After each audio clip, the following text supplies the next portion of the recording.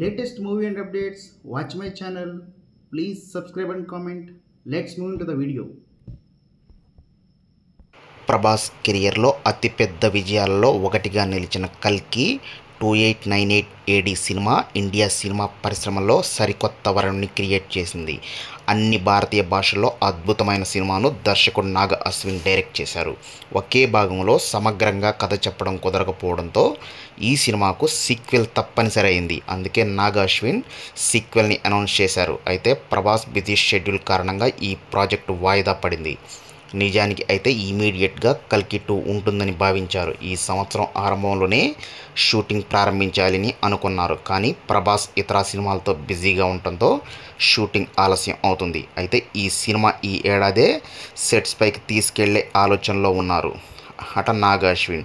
అందుకు తగ్గట్టుగా కల్కి 2లో కీలక పాత్రలు చేయబోతున్న కమల్ హాసన్, అమితాబ్ బచ్చన్, దీపికా పడుకొని డేట్స్ని అడగగా ఓకే చెప్పినట్లుగా సమాచారం. కానీ ప్రభాస్ మాత్రం ఇంకా డేట్స్ ఇవ్వలేదట.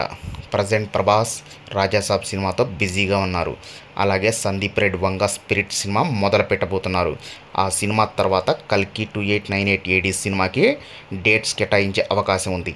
ఈ సిచ్యువేషన్లో నాగ అశ్విన్ కూడా ఈ సీక్వెల్ ప్రాజెక్టుని తాత్కాలికంగా హోల్డ్లో ఉంచి కొత్త 2 స్క్రిప్ట్లపై పనిచేస్తున్నారట. ప్రభాస్ నుంచి బల్క్ డేట్స్ లభించిన తర్వాతే షూటింగ్ స్టార్ట్ చేయాలని నిర్ణయించుకున్నారట. ఈ ఆలస్యానికి అభిమానులు నిరాశ కలిగిస్తుంది.